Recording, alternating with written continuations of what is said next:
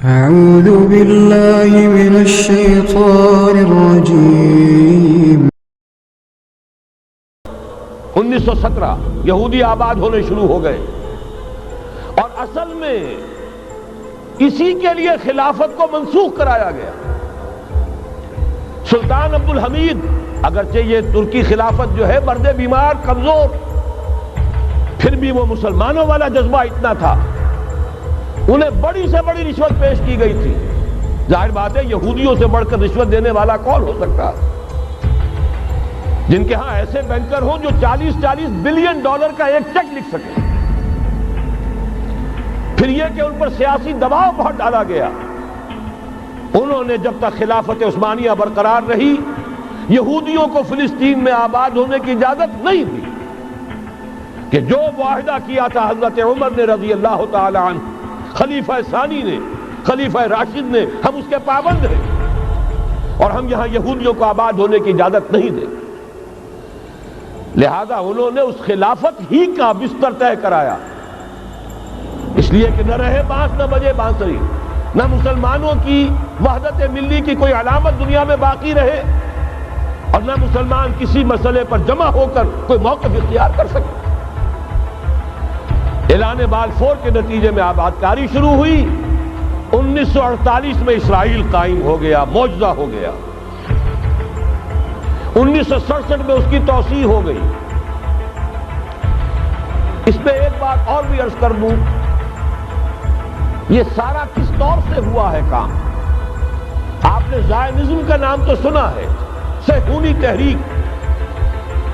خود اس کا جو بابا آدم تھا، آرڈر آف الومیناٹی، 1776 یکم مئی، یہ نظام قائم کیا وائساپ نے، اور اس نظام کے تحت فری میسنری اور lodges of the great Orient قائم کیے گئے۔ یہ سارا ہتھ کنڈا وہ ابلیسی نظام، اس کی تفصیل ایک کینیڈین آتھر نے لکھی ہے کتاب میں، پاونز ان دی گیم۔ یہ سارا دھندا ایک شیطانی چکر ہے، ابلیسی چال ہے، اور اس کے ذریعے سے اسرائیل قائم ہوا، اور اس کی توسیع بھی ہوئی 1967 میں۔ اب یہاں تک پہنچنے کے بعد ان کے پیش نظر بقیہ دنیا کی تسخیر اور اسے فتح کرنے کا معاملہ ہے، اور سب سے بڑھ کر اسلام کی بیخ-کنی اور اس کا راستہ روکنا، یہ ان کے پیش نظر ہے۔ یریدون لیطفئوا نور اللہ بافواہہم۔ صورت اس وقت کیا ہے؟ یورپ اور امریکہ سے آپ مشرق کی طرف آئیے، پہلے عالم عرب ہے، عرب مسلم ورلڈ۔ مجھے یہ کہتے ہوئے سخت دکھ ہو رہا ہے، پورا عالم عرب وہ فتح کر چکے،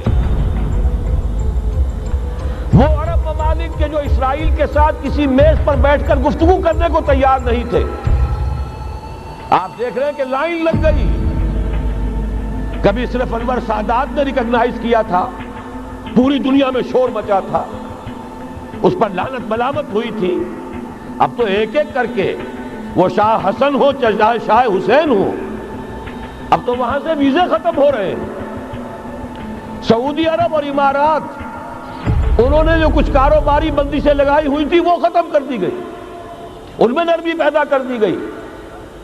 یہ صورتحال ہے کہ واقعتاً ان کی جو عالمی تسخیر کا پروگرام ہے وہ آگے بڑھ رہا ہے، اور بدقسمتی سے امت مسلمہ کا جو قلب ہے، اس امت کا قلب امیین پر مشتمل ہے۔ هو الذی بعث فی الامیین رسولا منہم یتلو علیہم آیاتہ ویزکیہم الی آخر الآیہ۔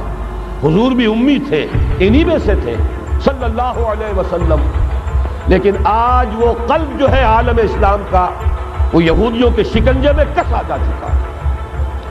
اکثر وہاں کے جو حکمران ہیں، امریکہ کے ایجنٹ ہیں، سٹوجز۔ یہ حالات جہاں تک عالم عرب کا تعلق ہے، تلخ حقائق ہیں جو بیان کر رہا ہوں، اس لیے کہ آپ کے سامنے رہنا چاہیے۔ یہ جو اقبال نے کہا کہ دنیا کو ہے پھر مار گئے روح و بدن پیش، ابلیس نے پھر اپنے درندوں کو ابھارا، اللہ کو پامر دیے مومن پہ بھروسہ، ابلیس کو یورپ کی مشینوں کا سہارا۔ یہ دوبارہ ایک بہت بڑے پیمانے پر حق و باطل کا گھمسان کا رنگ پڑنے والا ہے۔ ملاحم کی جو حضور صلی اللہ علیہ وسلم نے پیشین گوئیاں فرمائی، الملحمۃ العظمیٰ، تاریخ انسانی کی عظیم ترین جنگ جو ابھی آنے والی ہے، اس کو سمجھ لیجئے اچھی طریقے سے کہ اس میں جو قوتیں ایک دوسرے کے مقابل آ رہی ہیں وہ کون سی ہے۔ نیو ورلڈ آرڈر کہنے کو امریکہ کے زیر قیادت ہے، حقیقت میں امریکہ خود یہودیوں کے پنجے میں ہے۔ یہ وہی ابلیسی طاقت ہے جو آگے بڑھ رہی ہے۔ عالم عرب کو فتح کرنے کے بعد اب ان کے پاس اگلا عالم اسلام کا حصہ ہے، غیر عرب مسلم ورلڈ۔ ایران ہے، اس کے شمال مشرق میں ترکستان ہے، روسی اور چینی، مشرق میں افغانستان ہے، پاکستان ہے۔ یہ ایک بہت بڑا سالڈ بلاک ہے۔ اس کے بعد اگرچہ ہندوستان آتا ہے، بھارت، ظاہر بات ہے کہ وہاں مسلمان اقلیت میں ہیں سوائے کشمیر کے، لیکن یہ نوٹ کیجئے کہ وہاں بھی کم سے کم 15-18 کروڑ مسلمان موجود ہیں۔ آج بھی دنیا کا سب سے بڑا ملک جس میں مسلمانوں کی تعداد اور جن کی نفری سب سے بڑھ کر ہے وہ بھارت ہے۔ اس کے بعد پھر انڈونیشیا، ملائیشیا ہے، اس سے آگے ہے پھر فار ایسٹ، ابھی انہیں فتح کرنا ہے۔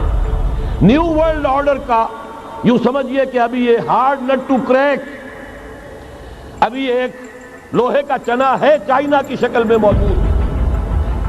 اور مجھے یاد آ رہا ہے ڈی گال کے الفاظ بہت سے لوگوں نے سنے ہوں گے، اس نے کہا تھا کہ ہم نے خام خواہ روس کو اپنا دشمن بنا لیا ہے، وہ تو ہمارا بھائی ہے، وائٹ ریسس، وہ تو بنیادی طور پر یورپین قوم ہے۔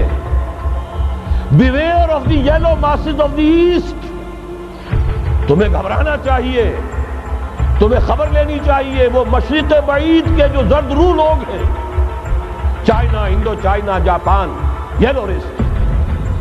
ابھی اس نیو ورلڈ آرڈر کے لیے جو فتح عالم اور تسخیر عالم کا پروگرام ہے، اس میں پہلے غیر عرب مسلمان دنیا اور پھر یہ فار ایسٹ کا خاص طور پر یلو ماسز، یہ ہے کہ جنہیں ابھی انہیں ٹیکل کرنا ہے۔